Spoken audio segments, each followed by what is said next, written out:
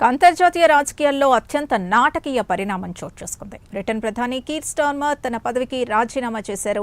2024 ఎన్నికల్లో లేబర్ పార్టీని భారీ మెజారిటీతో అధికారంలోకి తెచ్చిన స్టార్మర్ కేవలం 2 ఏళ్లు తిరగకుండానే సొంత పార్టీ నుంచే తీవ్ర ఒత్తిడి ఎదుర్కొని తప్పుకోవాల్సి వచ్చింది.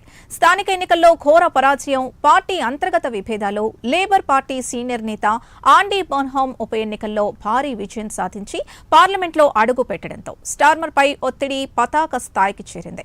దీంతో ఆయన బ్రిటన్ రాజు చార్లెస్ IIIని కలిసి తన రాజీనామాని సమర్పించారు.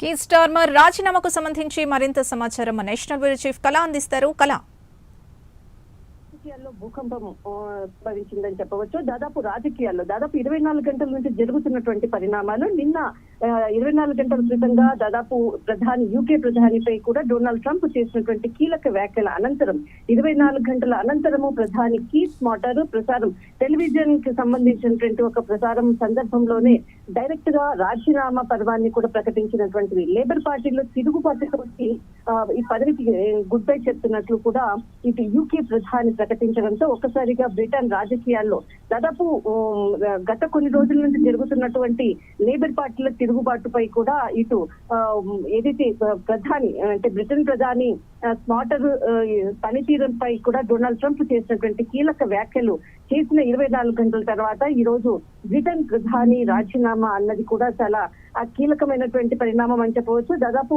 లేబర్ పార్టీకి అంతర్గతంగా జరుగుతున్నటువంటి పోరు దాదాపు బ్రిటన్ ప్రధానికి ఇద్దరి అంటే పార్టీలో అంతర్గత పోరే తన ప్రధానమైనటువంటి అంటే రాజీనామాకు కీలకం అంటూ కూడా చెప్పినటువంటి వ్యాఖ్యలు. కానీ గత ఉప ఎన్నికల్లో అంటే రాజీనామా చేయడానికన్నా ముందుగా జరిగినటువంటి పరిణామాల్లో ఉప ఎన్నికల్లో ఈ పార్టీకి లేబర్ పార్టీకి జరిగినటువంటి ఏదైతే అంటే ఓటమి పాలైన తర్వాతని తీవ్రంగా కూడా లేబర్ పార్టీలో ఉన్నటువంటి అసంతృప్తి తీవ్రం అవడంతో ఇక్కడ స్టార్మర్ పై అంటే ఎవరైతే ఇప్పుడు ఉన్నటువంటి ప్రధానిపై ఆయనపై ఒత్తిడి పెరిగింది. దీనితో ఇటు డొనాల్డ్ ట్రంప్ చేసినటువంటి వ్యాఖ్యలు అనుకోవచ్చు, అంతర్గతంగా ప్రభుత్వంలో ఉండేటటువంటి మనస్పర్ధలు చివరికి ఆయన రాజీనామాతో కీలకంగా ముందు యూకే ప్రధానికి సంబంధించింది అనుకోవచ్చు. జరుగుతున్నటువంటి పరిణామాలపై కూడా కీలకంగా బ్రిటన్ మరి ఒక కీలకమైనటువంటి అప్డేట్ ప్రకటించే అవకాశం ఉంది. ఎట్టకేలకు ఇటు టెలివిజన్ ప్రసారంలోనే తన రాజీనామాని ప్రకటించినటువంటి సందర్భం. రైట్, థ్యాంక్ యూ కళ.